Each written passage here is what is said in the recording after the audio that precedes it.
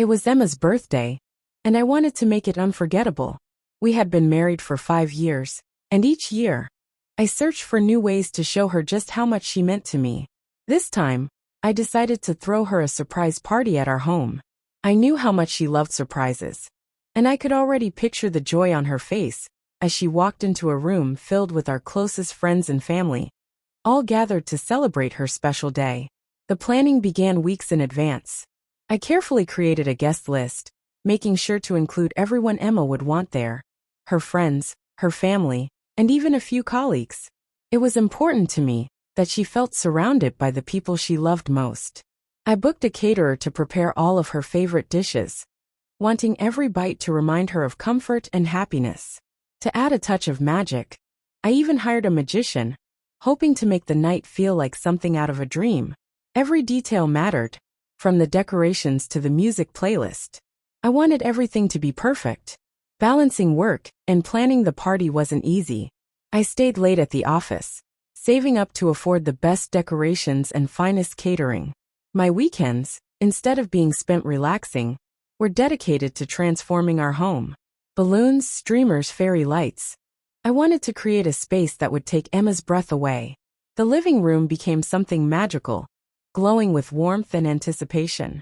As the days drew closer, my excitement grew. I constantly checked the clock, counting down the hours, imagining her reaction when she walked through the door. Finally, the big day arrived. I woke up early, eager to start setting everything up.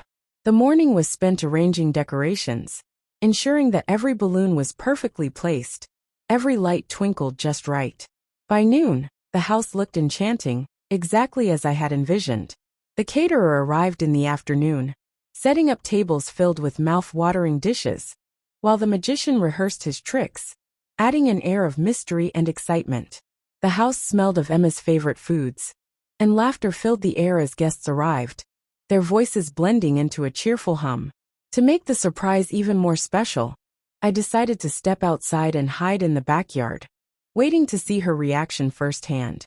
Emma had mentioned she had a few errands to run and would be home by 6. I nodded, trying to contain my excitement as she left. As the minutes crawled by, my anticipation built. I parked the car in the driveway, listening intently for the sound of her keys in the door. Then finally I heard her car pull up. My heart pounded as I peeked around the corner, making sure everything was in place. The front door creaked open, and I heard her step inside, humming a tune.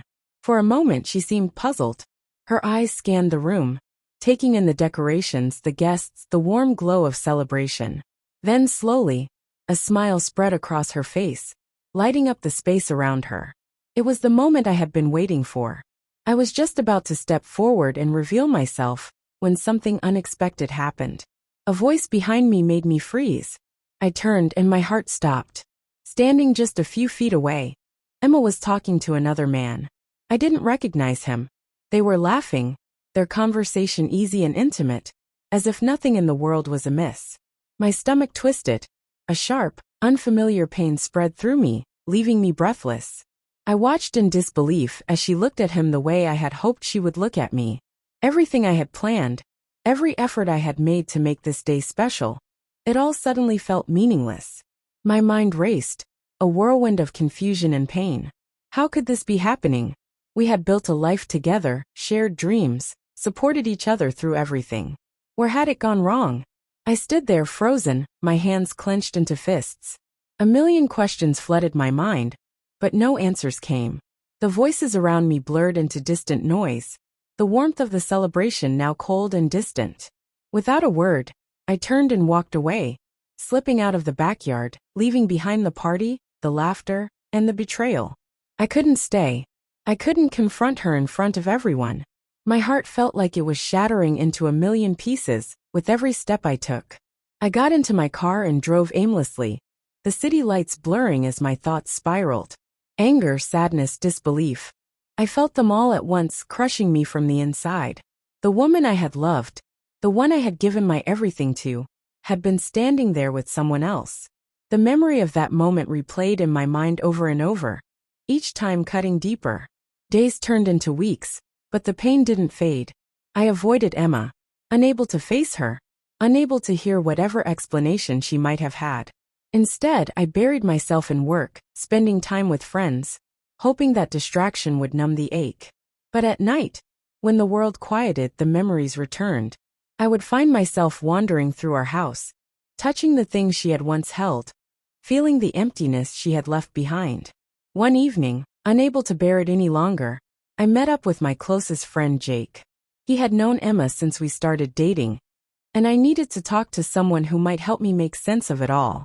Over drinks, I told him everything, my voice heavy with pain. Jake listened quietly, his expression unreadable. When I finished, he sighed and placed a reassuring hand on my shoulder.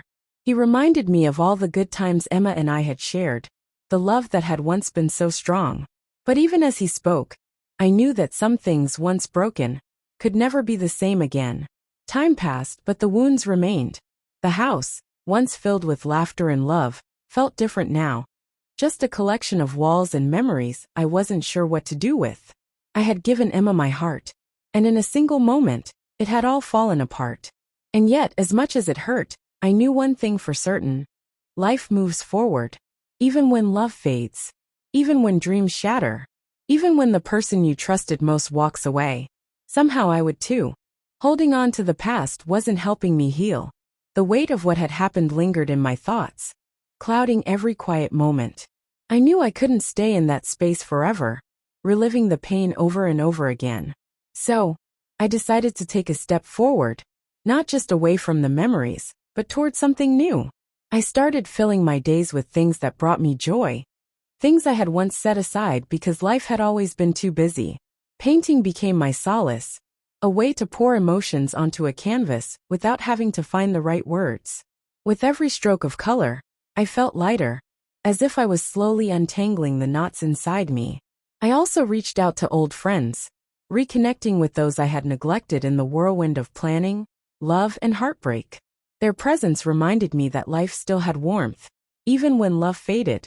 A month passed, and as Emma's birthday approached, I found myself hesitating. The thought of her special day brought a rush of old emotions, love, nostalgia, and a lingering sense of care. Despite everything, I couldn't ignore what we had once shared. I wanted to do something, not to win her back, but simply to show that I still valued the time we had spent together. Instead of a grand celebration, I decided on something quiet. A simple dinner at home, a meal cooked with familiar flavors, a space filled with unspoken words, a chance to talk if she wanted to. It wasn't about rekindling what was lost, but about acknowledging that despite everything, I still cared in my own way. As I arrived home that evening, I noticed something unsettling. The house was too quiet. There were no decorations, no signs of a celebration. A strange heaviness settled in my chest as I stepped inside. The air felt different, almost hollow. And then I saw them. Divorce papers, neatly placed on the kitchen counter. My breath caught in my throat as I reached for them, my fingers trembling slightly. The words on the pages confirmed what my heart had already feared. Emma had made her decision. She was letting go of our marriage, of the life we had built together. A wave of sadness washed over me, not the sharp, unbearable kind that rips through you in an instant, but the slow, aching realization that something truly had come to an end. I stood there for a long time, staring at the papers, feeling the finality settle in. There was no confrontation, no anger, no last attempt to fix things. Just quiet acceptance. I left the house without a word, not wanting to disturb the silence that had already spoken louder than any conversation could. The following months passed in a blur of emotions. Some days I felt strong, like I was truly moving on, reclaiming pieces of myself that had been lost. Other days, I felt the weight of loneliness pressing down, reminding me of what had been. But through it all, I kept moving. I threw myself into new hobbies, spent more time with friends, and even allowed myself to step back into the world of dating. Slowly, I began to heal. Then one day, out of nowhere, I received a message from Emma. She wanted to meet. A rush of emotions surged through me. Nostalgia, hesitation, curiosity. There had been a time when I would have given anything to hear those words, to have a second chance. But now, after months of healing, I wasn't sure what I wanted. I didn't know if revisiting the past would bring closure or reopen wounds. After some thought, I agreed. We chose a small cafe, one that had once been our place, back when love was simple and effortless. As I approached, I saw her sitting at a corner table, looking both different and familiar at the same time. When she looked up, she smiled softly, but there was a sadness in her eyes that mirrored my own. We sat together, the silence stretching between us before she finally spoke. She apologized for everything, for the confusion, the distance, the way things had unfolded. She admitted that she had felt lost, unsure of how to express what she was going through. And in her uncertainty, she had hurt me in ways she never intended. Then she said the words that once would have made my heart race. She wanted a second chance. She wanted to try again, to find our way back to each other. I listened, truly listening for the first time in a long while. I understood her pain, her regrets, her longing for what we had lost. But as I sat there, hearing her voice, I realized something. I had already begun a new chapter in my life. The person sitting across from her wasn't the same man who had once planned a perfect surprise party, who had waited anxiously in the backyard, hoping to see her eyes light up. That man had been broken, but in that brokenness he had learned, grown, and rebuilt himself. I took a deep breath and spoke gently, telling her that while I would always cherish what we had, I had moved on. It was time for both of us to find happiness separately.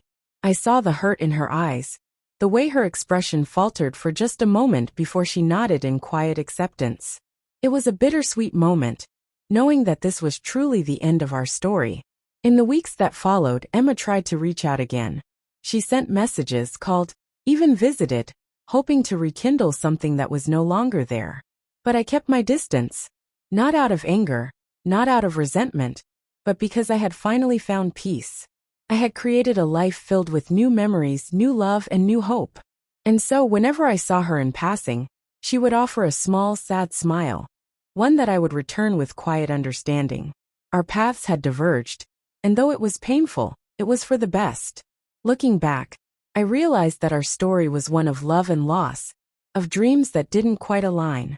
But in the end, it was also a story of growth, of learning, of finding strength in the unexpected. I had learned the value of trust, the importance of open communication, and most importantly, the necessity of moving forward. Emma and I will always have the memories of what once was, but I am grateful for the new beginnings that awaited me. Life has a way of surprising us, sometimes with joy, sometimes with heartache. But through it all, I have learned to cherish the good moments and let go of the ones that hurt. As I continue on my journey, I carry the lessons of the past with me, hopeful for a future filled with love, trust, and happiness. I have come to understand that not everything works out the way we plan, and that's okay. Every experience, no matter how painful, shapes us into who we are meant to become. There are days when I still think about Emma, wondering what could have been if things had gone differently. But then I remind myself that life isn't about holding on to the past. It's about moving forward, embracing the future with hope and optimism. I have met new people who bring joy into my life, found peace in the little things, a walk in the park, a good book, a quiet evening at home. These simple moments remind me that happiness isn't found in the past, but in the present, in the everyday beauty of life. The surprise birthday party, that was meant to celebrate Emma's life, became a turning point in mine. It was the moment that forced me to confront reality, to make painful choices, and ultimately to grow. What once felt like an ending was, in truth, the beginning of something new. I wish Emma nothing but happiness, hoping she too finds the peace she deserves. As for me, I continue to move forward, embracing each new day with gratitude. Life is unpredictable. It will break you, heal you, and teach you lessons you never expected. But through it all, I have learned one truth. Even in the darkest moments, there is light. And with time, patience, and self-love, we can overcome anything. I am ready for whatever comes next.